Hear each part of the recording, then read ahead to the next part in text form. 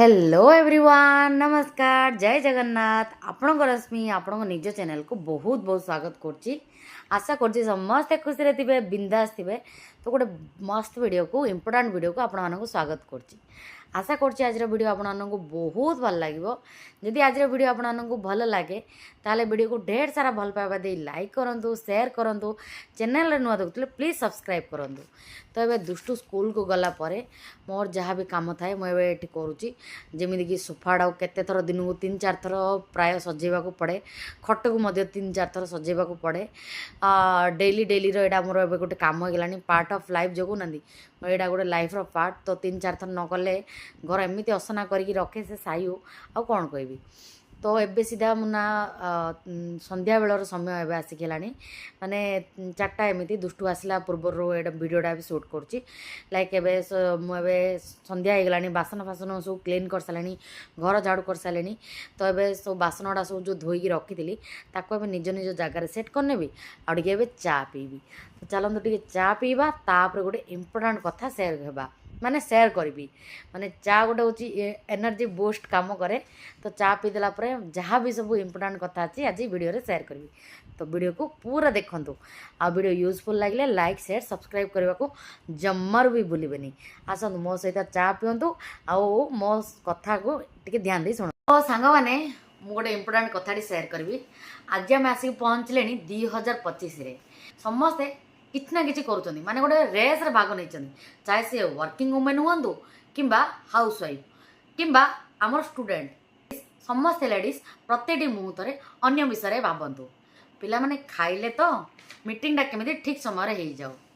सब ठीक अच्छी ना ये सब प्रश्न भितर जड़े नारी समस्त ध्यान रखती निजक छाड़देले चाहे स्किन हो चाहे हेल्थ हो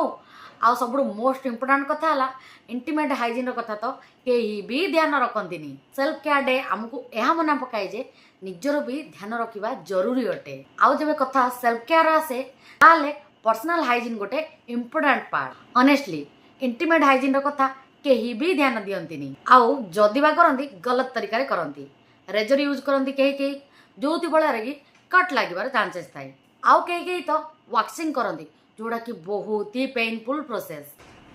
तापर इनग्रोन हेयर रो अलगा गोटे टेंशन एतिपाई मु नेकी आछि हमर एबरटीन रो बिकिनी हेयर रिमूवल क्रीम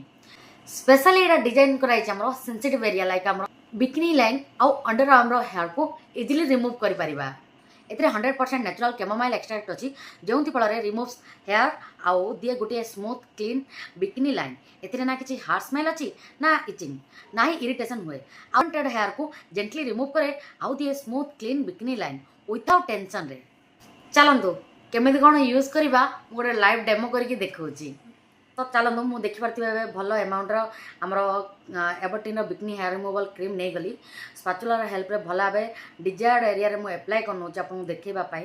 तापर भल भाव एप्लाय कलापर 5 ରୁ 7 मिनट से एरिया को सेमती ही छाड़देवा आप जो देखिपारे यहाँ गोटे कॉइन भावुए माने गोटे टैबलेट भावुए ना यहाँ बिल्कुल टैबलेट नुह आपड़ जब पानी गोटे बाउल डीप कर दूसरी ताले ये अनफोल्ड हो गोटे टावल भली हो तो से टावल हेल्प रे आम कौन करवा जेंटली वाइप करवा जो एरिया आम यही बिकिनी हेयर रिमूवल क्रीम लगे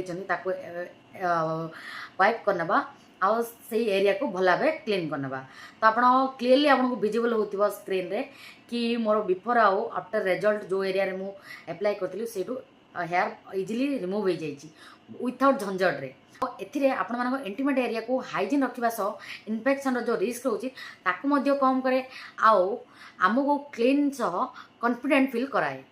स्पेशली नारी मानक पई बना जाइए यही क्रीम जहाँ कि पर्सनल केयर करे ता सह पूरा 100% ट्रस्ट भी करि परिबे संग माने ए सेल्फ केयर डे रे गोटे नुआ शुभारंभ करूँ निज समय बाहर करूँ आ निज माइंड निज बॉडी और निज स्किन रो ध्यान रखु आउ जब कथा आसे आमर इंटीमेट हाइजीन रो ताले कॉन्फिडेंस सहित चूज करूँ एबरटीन को कारण सेल्फ केयर गोटे लग्जरी नुह एटा गोटे नेसेसिटी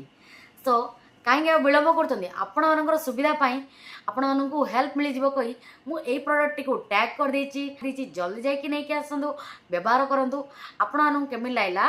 कमेंट माध्यम जनातु चलतु मिसा पुणी गोटे एमती नुआ वीडियो रे रही जय जगन्नाथ धन्यवाद लव यू ऑल।